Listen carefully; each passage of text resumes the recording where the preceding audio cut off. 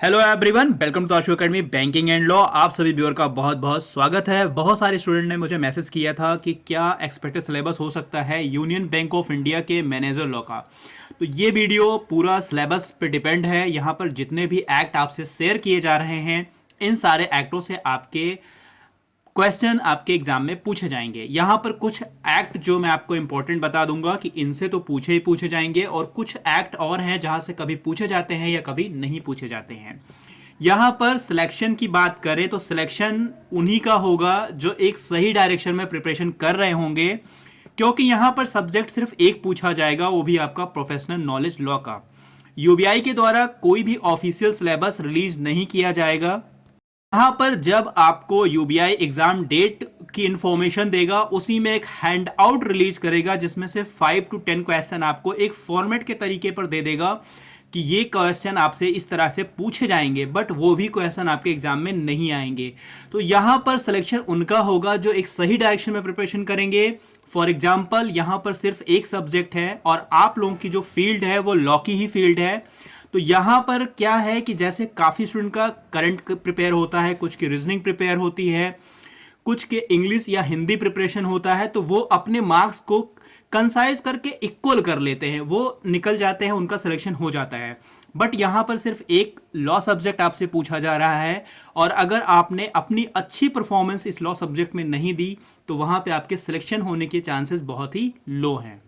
एक बात ध्यान रखिए, यहाँ पर सिलेबस है सिर्फ वन, आपका प्रोफेशनल लॉ का ही सिर्फ पूछा जाएगा। तो एक सही डायरेक्शन में प्रिपरेशन करिए। बाकी जो भी डिटेल है, अगर आपको कुछ पूछना है, कुछ समझना है, व्हाट्सएप नंबर आपको दिया गया है, उसमें अपना नाम और स्टेट का नाम लिखकर आप कोई भी क्वेरी मुझसे पूछ सकते हैं।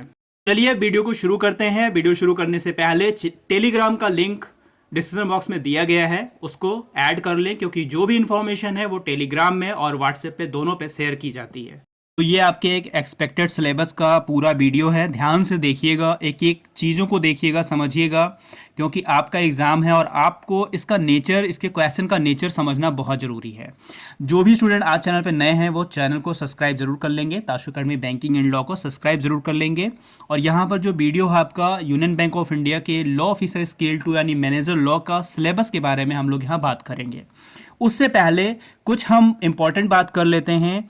अगर आपको प्रीवियस ईयर क्वेश्चन पेपर मिल जाते हैं तो उन्हें ज़रूर परचेज करिएगा, उन्हें ज़रूर लगाइएगा। प्रीवियस ईयर क्वेश्चन पेपर मेरे पास अवेलेबल है, ठीक है।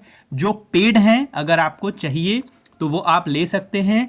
और प्रीवियस ईयर क्वेश्चन पेपर आपके लिए काफ़ी बेनिफिट करेगा, क्योंकि जो आपका ऑर्गेनाइजेशन है पेपर कराने वाला है वो है IBPS, ठीक है। इनके पास एक पैटर्न है, इनका सेट पैटर्न है, उसी से ये प्रश्न बार बार पूछे जाते हैं। यहाँ पर टोटल आपके 100 क्वेश्चन पूछे जाएंगे। अभी तक किसी में 50, किसी में 60 इस तरह के क्वेश्चन पूछे जाते हैं। किसी में 40 क्वेश्चन, किसी में 25 क्वेश्चन, किसी में 60 क्वेश्चन, इस तरह से क्वेश्चन पुटअप किए जाते हैं। But union bank of India में 100 क्वेश्चन आपके 200 मार्क के पूछे जाएंगे। ये है आपका सिलेबस। एक क्वेश्चन आपका 2 नंबर का होगा, इसलिए काफ़ी इंपॉर्टेंट है। नेगेटिव मार्किंग 1/4 है, तो इनका भी आपको खासा ध्यान रखना है।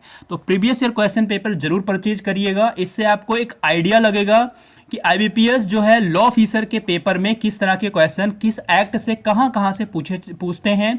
ये सारा आपको एक आइडिया लगेगा, और ये आइडिया लगाना आपको बहुत ज़रूरी है, क्योंकि बहुत सारे स्टूडेंट हैं जो जुडिशरी देते हैं। जुडिशरी का पैटर्न बिल्कुल अलग है, और IBPS का जो लॉ ऑफिसर का पैटर्न है ना, वो बिल्कुल अलग है। लॉ ऑफिसर के एग्जाम का पैटर्न बिल्कुल अलग है। तो यहां पर ये चीजें आपको अंडरस्टैंडिंग बनाकर चलनी होगी। जो सही डायरेक्शन में, मैं बार बार आपसे एक बात जरूर कह रहा हूं कि जो सही डायरेक्शन में प्रिपरेशन करेगा उनका सिलेक्शन निश्चित होगा। बाकी का जो भी सही डायरेक्शन में नहीं करेंगे उनका सिलेक्शन होने के चांसेस काफ़ी लो है, मैं पहले भी बता चुका हूं। तो चलिए पहले हम एक्ट देखते हैं, कौन कौन से एक्ट आपके एग्जाम में आने वाले हैं। और यहां पर अगर आपको पेड PDF भी चाहिए, ठीक है, पेड PDF चाहिए तो 3500 क्वेश्चन का एक पेड PDF है, ठीक है, वो आप परचेज कर सकते हैं। उससे अगर आपने खूब ढेर सारे बैरेक्ट पढ़े हैं तो उनसे आप क्वेश्चन लगाकर अपनी जो है स्किल और अच्छे से बना सकते हैं। हर एक क्वेश्चन के पैटर्न को समझ सकते हैं, हर एक क्वेश्चन पर अपनी पकड़ बना सकते हैं। तो ये सारी चीज़ें हैं। बाकी आप लोग मुझे व्हाट्सएप कर दीजिएगा जिनको चाहिए होगा, और जिनको परचेज करना है तो वो मुझे व्हाट्सएप कर देंगे। चलिए शुरू करते हैं सिलेबस। यहाँ से हम शुरू करेंगे एक्ट। कौन कौन से एक्ट आपके यूनियन बैंक ऑफ इंडिया के मैनेजर लॉ में पूछे जाएंगे। यहाँ पर अगर हम बात करते हैं, जो भी स्टूडेंट जुडिशरी के हैं उनका पैटर्न बिल्कुल अलग होता है। उनमें 5 to 6 सब्जेक्ट पूछे जाते हैं। ये भी स्टेट वाइड डिपेंड करता है उनका सिलेबस क्या क्या है। यहाँ पर क्या है, 14 to 16 एक्ट जो है आपके पूछे जाते हैं। किन्हीं एक्टों से 2, 3, 4 प्रश्न पूछे जाते हैं, किन्हीं भी एक्टों से एक एक प्रश्न पूछे जाते हैं। तो ये भी आपको समझना होगा। यहां पर जो पहला एक्ट है सरफेसी एक्ट है, ठीक है। सरफेसी एक्ट से क्वेश्चन हमेशा आपके एग्जाम में आते हैं। यहां पर देखिए 100 क्वेश्चन पूछा जाएगा। तो यहां पर समझ लीजिए कि सारे सब्जेक्ट से आपके यहां क्वेश्चन आएंगे। कभी कभी क्या होता है, जैसे आरआरबी लॉ ऑफिसर स्केल 2 में 40 क्वेश्चन पूछे जाते हैं, तो कभी सरफेसी से पूछा जाता है, कभी कभी नहीं पूछा जाता है, बट इंपॉर्टेंट बहुत ज़्यादा है। यहाँ पे स्टार्टिंग में जो भी बैंकिंग लॉज हैं मैं पहले उनके बारे में डिस्कस करूंगा, और जो भी स्लाइड लगी है ये इंपॉर्टेंट लगी है, पहले इनको आप कवर करिएगा, देन सेकेंड स्लाइड कवर करिएगा, देन थर्ड स्लाइड कवर करिएगा। ऐसे सारे स्लाइडों को आपको कवर करना है। तो यहां पर सरफेसी एक्ट काफी इंपॉर्टेंट है। यहां से हमेशा 2 से 3 प्रश्न, 2 to 3, 4 प्रश्न यहां से पूछे जाते हैं आपके एग्जाम में। आरडीबी एक्ट जो जिसमें डीआरटी है और डीआरएटी है, ठीक है, recovery of due to and bankruptcy act है ये। यहां से भी आपके 2 से 3 प्रश्न पूछे जाते हैं। निगोशिएबल इंस्ट्रूमेंट एक्ट, यहां से भी आपके प्रश्न पूछे जाते हैं। आरटीआई है, राइट टू इंफॉर्मेशन एक्ट, यहाँ से भी आपके 2 से 3 प्रश्न हमेशा पूछे जाएंगे। कंज्यूमर प्रोटेक्शन एक्ट, ये भी काफ़ी इंपॉर्टेंट है, यहाँ से भी प्रश्न पूछे जाएंगे। बैंकिंग रेगुलेशन एक्ट, 1 से 2 प्रश्न हमेशा पूछे जाते हैं। Prevention of money laundering act और इंफॉर्मेशन टेक्नोलॉजी एक्ट। तो ये जो पहली स्लाइड पे आपको ये इतने सारे एक्ट दिख रहे हैं, इनमें से जो प्रायोरिटी पे आप रखेंगे तो सरफेसी को रखेंगे, आरडीबी को रखेंगे, एनआई एक्ट को रखेंगे, आरटीआई को, कंज्यूमर को, बैंकिंग रेगुलेशन को, और आईटी एक्ट को, prevention of money laundering act को। तो ये आप इनको प्रायोरिटी पे रखेंगे, ये काफ़ी इंपॉर्टेंट हैं। कौन से एक्ट इंपॉर्टेंट है, तो यहाँ पर इंडियन कॉन्ट्रैक्ट एक्ट काफ़ी इंपॉर्टेंट है। स्पेसिफिक रिलीफ एक्ट आपका काफ़ी इंपॉर्टेंट है। इंडियन पार्टनरशिप एक्ट काफ़ी इंपॉर्टेंट है। Sale of goods act important है। रजिस्ट्रेशन एक्ट इंपॉर्टेंट है। कॉन्स्टिट्यूशन इंपॉर्टेंट है। तो यहाँ से भी आपके 2, 3, 4 प्रश्न हमेशा पूछे जाते हैं। इन सारे एक्टों से काफ़ी इंपॉर्टेंट हैं। तो यहाँ पर एक एक एक्ट जो है आप लोग नोट कर लीजिए, पेपर कॉपी रख लीजिए, सारे एक्टों को नोट कर लीजिए और इन पे अपनी पकड़ बनानी शुरू कर दीजिए। इनको आप पढ़ना शुरू कर दीजिए। जो जुडिशरी के स्टूडेंट हैं उनमें से कॉन्ट्रैक्ट हो गया, पार्टनरशिप हो गया, सेल ऑफ गुड्स एक्ट हो गया, रजिस्ट्रेशन हो गया, कॉन्स्टिट्यूशन हो गया, स्पेशल रिलीफ एक्ट हो गया, ये सब पढ़े हुए होते हैं उनका, और यहाँ से जो भी प्रश्न आएंगे आप कर ले जाओगे। यहाँ पर आप देखिए कंपनीज एक्ट 2013 का है। यहाँ से 4 to 5 प्रश्न आपके एग्जाम में पूछे जाएंगे। 4 to 5 क्वेश्चन, काफ़ी important role company act play करता है। अभी जितने भी एग्जाम हुए हैं, अभी आईबीपीएस का एग्जाम हुआ था स्केल 1 का, आईबीपीएस के स्केल 1 का हुआ था 28 जैन को, ठीक है। उसमें भी कंपनी एक्ट से काफ़ी क्वेश्चन पूछे गए हैं। इनका भी पेपर बन रहा है, जिनको भी परचेज करना है व्हाट्सएप पे कर लिख दीजिएगा। जो भी न्यू पैटर्न के पेपर हैं उनको और परचेज करिएगा। जो ओल्ड ईयर के प्रीवियस ईयर क्वेश्चन पेपर उनको भी परचेज करिएगा, क्योंकि यहाँ से क्वेश्चन काफ़ी रिपीट होते हैं और आप एक चीज़ समझ पाओगे कि हमें एक्ट में क्वेश्चन कहाँ कहाँ से पकड़ बनानी है, कहाँ कहाँ से हमको सर्च करना है कि वो क्वेश्चन कहाँ से पूछे जाते हैं। एलएलपी है, limited liability partnership act, insolvency management code काफ़ी इंपॉर्टेंट है, यहाँ से काफ़ी प्रश्न पूछे जाते हैं। हिंदूज लॉ भी आपसे पूछा जाएगा, जिसमें हिंदू सक्सेशन एक्ट से काफ़ी क्वेश्चन पूछे जाते हैं। उसके बाद आपका सीपीसी है, लिमिटेशन एक्ट है, transfer of property act, arbitration cancellation act, ये भी सारे इंपॉर्टेंट हैं। यहाँ से भी आपके 4 to 5 प्रश्न आपके एग्जाम में आएंगे। उसके बाद आप देखिए Indian evidence act, civil procedure code, Indian penal code, criminal procedure code. यहाँ पर क्रिमिनल प्रोसीजर कोड से 1 या 2 प्रश्न आपसे पूछे जाएंगे, 1 या 2 क्वेश्चन ही आपसे पूछे जाएंगे।